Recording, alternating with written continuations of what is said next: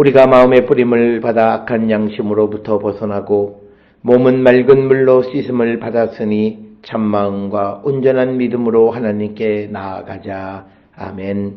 전능하사 천지를 만드신 하나님 아버지를 내가 믿사오며 그 외아들 우리 주 예수 그리스도를 믿사오니 이는 성령으로 잉태하사 동정녀 마리아에게 나시고 본디오 빌라도에게 고난을 받으사 십자가에 못 박혀 죽으시고 장사한 지 사흘 만에 죽은 자 가운데서 다시 살아나시며 하늘에 오르사 전능하신 하나님 우편에 앉아 계시다가 저리로서 산자와 죽은 자를 심판하러 오시리라. 성령을 믿사오며 거룩한 공예와 성도가 서로 교통하는 것과 죄를 사하여 주시는 것과 몸이 다시 사는 것과 영원히 사는 것을 믿사옵나이다. 아멘.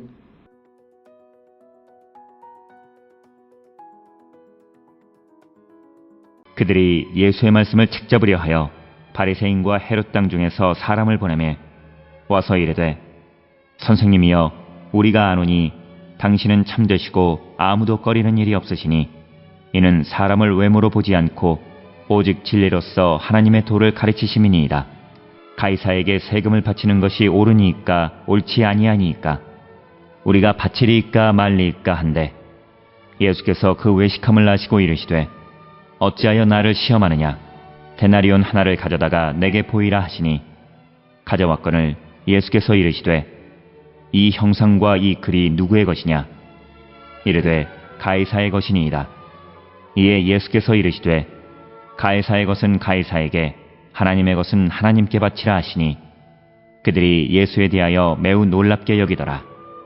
부활이 없다 하는 사두개인들이 예수께 와서 물어 이르되 선생님이여 모세가 우리에게 써주기를 어떤 사람의 형이 자식이 없이 아내를 두고 죽으면 그 동생이 그 아내를 취하여 형을 위하여 상속제를 세울지니라 하였나이다. 칠형제가 있었는데 마지가 아내를 취하였다가 상속제가 없이 죽고 둘째도 그 여자를 취하였다가 상속제가 없이 죽고 셋째도 그렇게 하여 일곱이 다 상속제가 없었고 최후에 여자도 죽었나이다. 일곱 사람이 다 그를 아내로 취하였으니 부활 때 곧 그들이 살아날 때에 그 중에 누구의 아내가 되리이까? 예수께서 이르시되 너희가 성경도 하나님의 능력도 알지 못함으로 오해함이 아니냐. 사람이 죽은 자 가운데서 살아날 때에는 장가도 아니 가고 시집도 아니 가고 하늘에 있는 천사들과 같으니라. 죽은 자가 살아난다는 것을 말할진대 너희가 모세의 책 중 가시나무 떨기에 관한 글에 하나님께서 모세에게 이르시되 나는 아브라함의 하나님이요 이삭의 하나님이요 야곱의 하나님이로라 하신 말씀을 읽어보지 못하였느냐. 하나님은 죽은 자의 하나님이 아니요 산 자의 하나님이시라. 너희가 크게 오해하였도다 하시니라.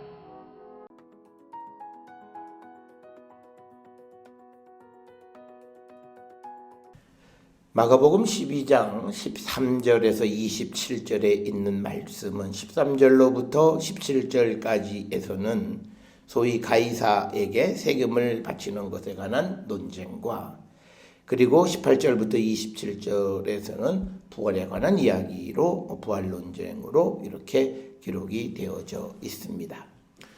먼저 오늘 주시는 12장 13절로부터 17절에 있는 말씀은 바리새인과 헤롯 땅 사람들이 예수님에게서 책을 잡기 위하여 가이사에게 세금 바치는 것이 가하냐라고 하는 것을 질문하는 것으로 이야기가 시작됩니다.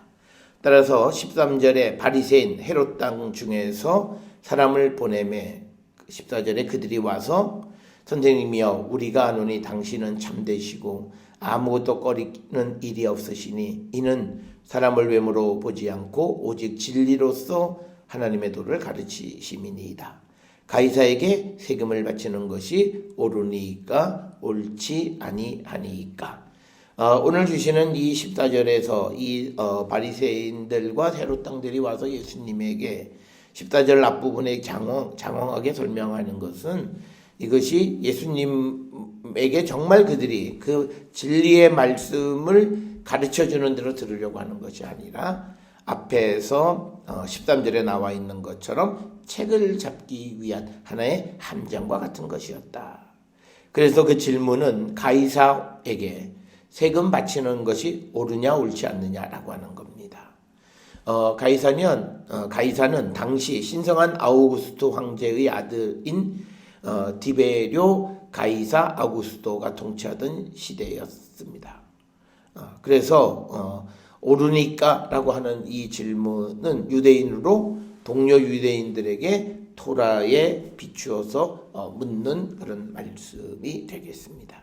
그래서 총독에게 통치하던 그 디베리오 가이사 아우구스토가 통치하던 그 시대에 그에게 세금을 바치는 것이 옳으냐라고 하는 겁니다. 그래서 15절에 우리가 바치리까 말리까 이렇게 질문을 합니다. 그런데 예수님은 이 질문이 이게 형식적이고 당신을 책잡으려고 하는 것인 줄을 아시고 어찌해 나를 시험하느냐 데나리온 하나를 가져다가 내게 보이라 이렇게 말씀합니다.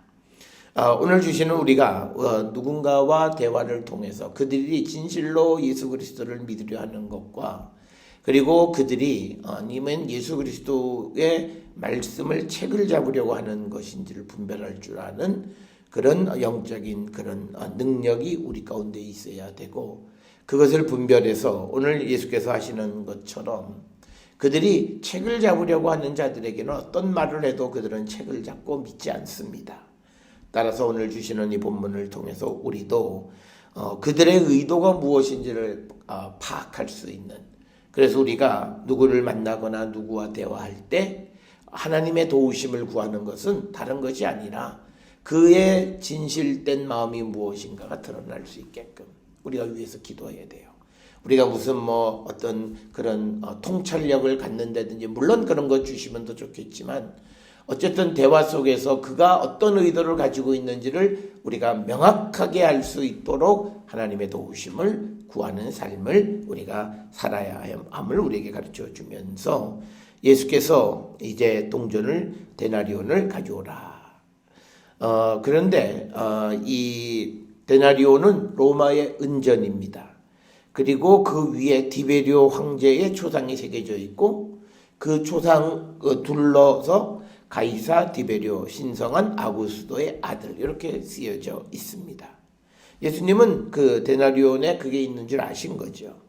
그러니까 16절에 가져왔거늘 예수께서 이르시되 이 형상과 이 여기에 그려져 있는 형상 그리고 그린 누구의 것이냐 이르시되 가이사야 것이다 이렇게 이야기를 합니다. 그러니까 17절의 2에 예수께서 이르시되 가이사의 것은 가이사에게 하나님의 것은 하나님께 바치라 라고 말씀을 하십니다. 그래서 예수님의 이러한 대답을 듣고 사람들이 매우 놀랍게 여겼다라고 하는 겁니다.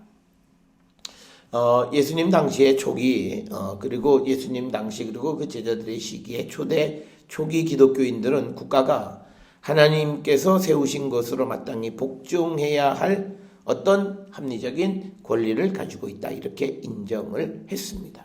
그렇기 때문에 로마서 13장 5절이나 7절 베드로전서 2장 13절 17절 등에서 같은 그런 주장을 발견할 수 있는데 거기서 중요한 것은 그러나 국가에게 우리가 복종하지만 온전한 복종을 해야 되는 것은 여호와 하나님께만 드려야 한다라고 하는 거예요. 그것을 우리가 분명히 기억을 하셔야 됩니다.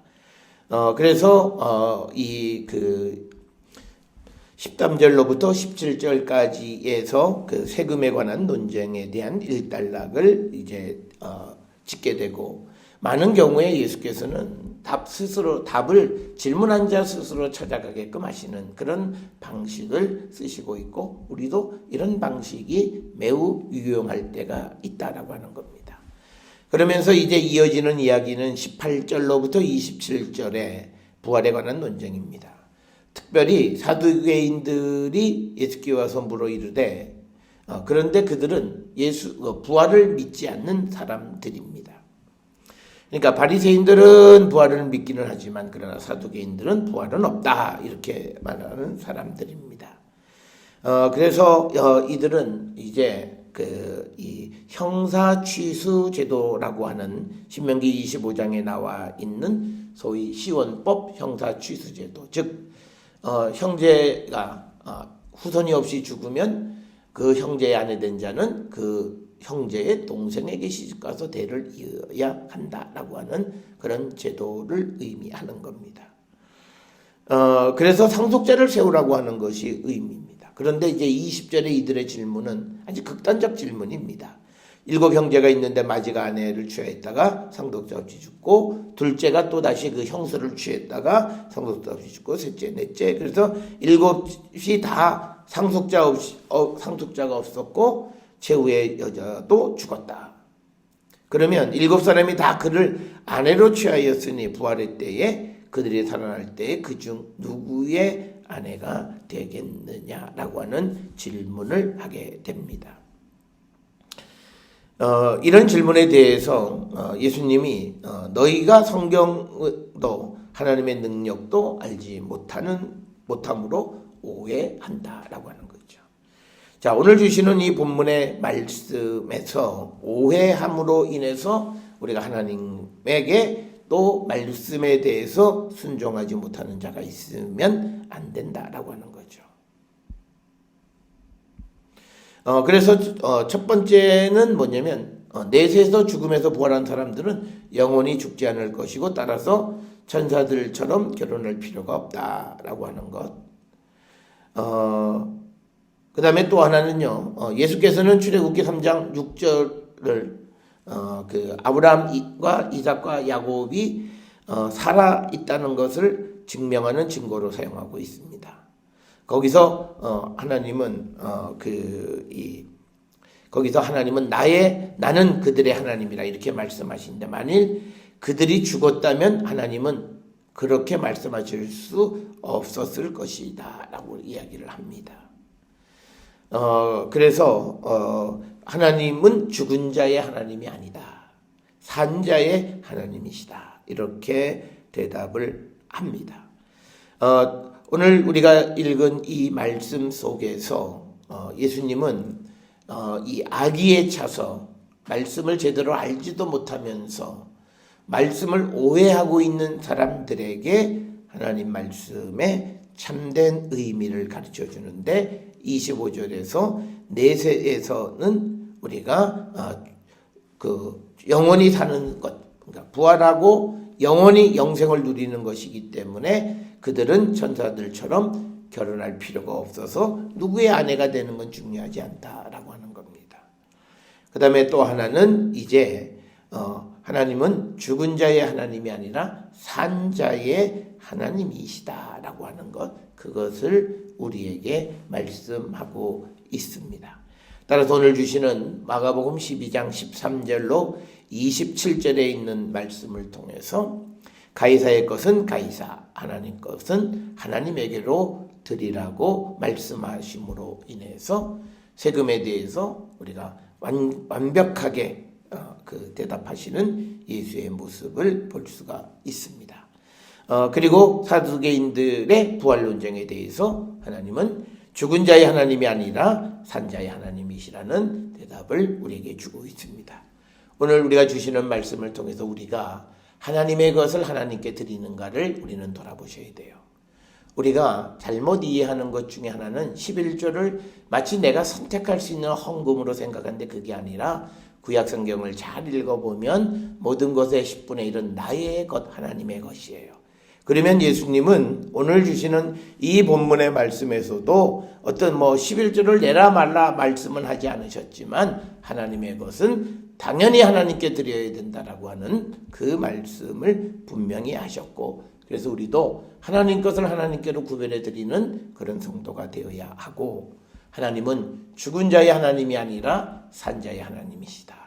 그래서 우리가 영으로 육으로 살아있을 때 그 하나님은 나의 하나님이 되시는 것을 분명히 깨닫고, 우리가 영으로 깨어있고 살아있는 자 되기를 결단하는 우리 모든 성도들이 될 수 있기를 주의 이름으로 축원합니다.